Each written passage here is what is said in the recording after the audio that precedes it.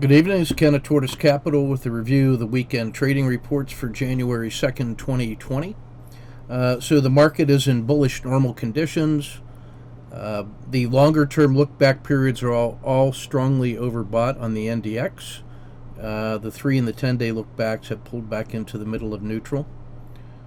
You see that also reflected in the rising volatility as we're into the fall, just entering the winter, on the risk Z.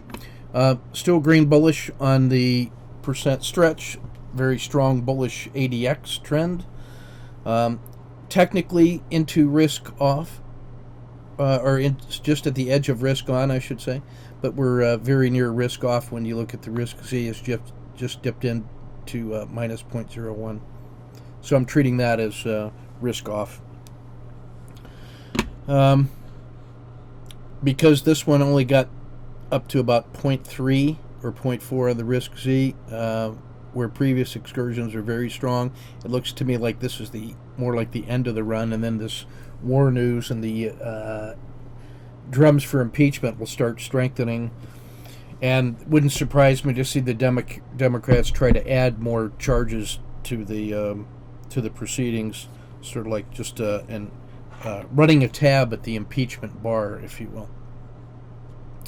So this would be a logical place for a swing high and a volatility spikes, which I think we'll see Monday. These are the current holdings for January for BMR, with the next rebalancing due on or about 1 February. It's tech, small caps, and emerging markets, tech, healthcare, and tech. Monthly market health check, a monthly doji at Z plus 2 and starting to just tip over. So that's why I see these as really important support levels. At the monthly low, the 2-month low, which is also the skin of the dragon, the belly of the dragon, or the lower skin, if you will, the Bollinger Band mean takes it back to 283. PSAR flip at 275, Z minus 1 at 264, and then long-term fair value on the monthly at 235. Breakouts to the upside about 326, and then a Z3 excursion would be 340. That's the maximum upside reasonable. On the weekly, kind of the same thing. We're at Z2, and it just rolled over slightly below the opening from Monday. So that is negative. 320 I'd take as the one week low. Bottom skin of the dragon and Z1. The RL90, the PSAR flip, fair value, and the Bollinger Band mean right here at about 304. Z minus 1 at 291. Still in the summer, but we've emerged from that Red River, so this puts that at risk as an extended move. On the daily, see, we rolled over, closed weekly on Friday. We're at the RL90 and the bottom skin of the dragon. The PSAR flip is within sight. The 10-day low also at 319.5. Fair value at 316, and the Bollinger Band mean at 317. On the all within reach within a 1 week move. We're in the summer, but we've emerged again through the Red River. It started to roll over, just testing fall. So this would be a natural, logical break point. A 10-day high, though, breakout would be about 325. This was a previous Z3 excursion from 2 weeks ago. The Z2 excursion. This was a Z3. This is now the Z3 up here at 330. So we do have a price ladder on the way up. But to me, the downside risk is really, really there. So we'll see what 321.75, the daily low, or that weekly open looks like here. We're going to see fireworks next week. ETF portfolios for BMR, various ones have consolidated all the targets of interest here. In the ETFs, it's going to be the Qs, emerging markets, biotechs, more tech, healthcare, finance. Latin America looked remarkably strong. Treasuries rebounded well, so did Brazil. And so Brazil, China, maybe as the alternate to the war in Iran kind of theory, and challenges with Brexit. So maybe that's the flight to quality and still staying within the equities. That's what I think EWZ and ILF are. In the stocks, it's Apple, United Tech, and United Health really dominated in a number of different ways. So you can see that reflected in the 1 week and 1 month improvements, as well as who are the real strong ones based on the blended returns. So you just see the strength in healthcare, a pullback buy on dip opportunity, or was that now rolling over? We'll see. That's your Brazil has rejoined the leaders. China wasn't bad. Industrials weren't bad. Latin America, gold, and treasuries as real rebound opportunities here. So notice treasuries. Apple, Nike, Goldman, United Tech, clear leaders.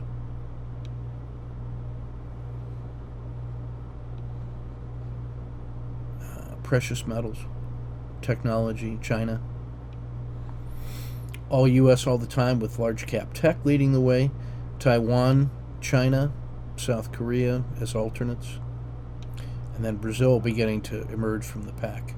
And oil should go just higher because of the Middle East tensions.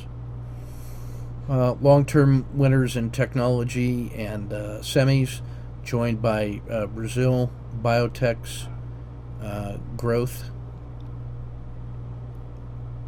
Giving up some of that strength, finance and healthcare.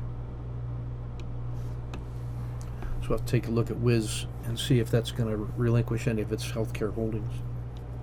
Shifting to the daily. No channeling or overreactions. The usual suspects on the max pains. Walmart, Procter, Verizon, and Johnson & Johnson. Dow 30 tactical.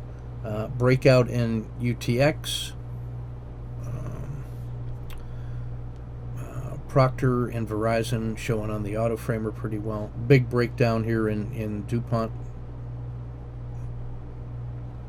In the ETF tactical, a doji and defensive play utilities, but materials gave up the ghost here a little bit. So we'll be watching for continued hybrid frog trading there in U.S. Steel, Alcoa, Cliffs Natural Resources, Devon Energy, and Wheat and Precious Metals as alternative plays. You see all the defensive plays here: real estate, treasuries, oil, exploration, and gold. So I think we'll see some more in that area. Wheat and precious metals got to be on your list. In the super pinches, Chevron, Walmart, Cat, IBM, and Verizon. Asia less Japan and industrials all poised, ready to break in either direction. Walmart, materials, Procter, and Verizon. Again, these are all kind of like max pain range compression, but which also are ready to go in either direction. So those are all four on my short list to prepare. In the RLFF, Treasuries, Home Depot, McDonald's, Walmart all stick out at me. I like the deep discounted value plays here myself. Daily Squeeze FDX is of interest. The spring candidates, Treasuries, Disney, and Boeing.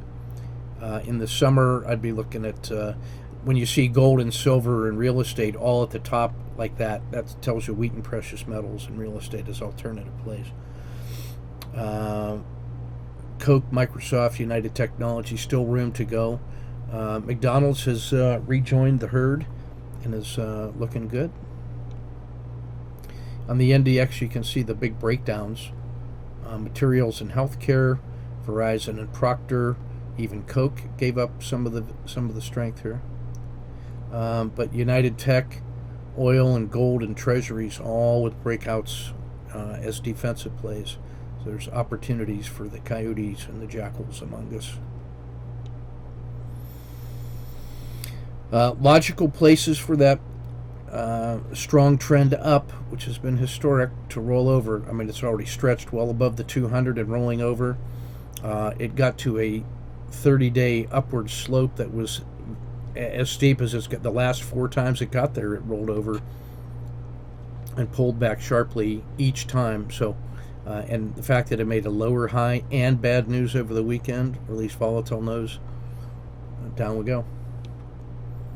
It was a historically strong move. It was, even on the long term, it was one of the top 10.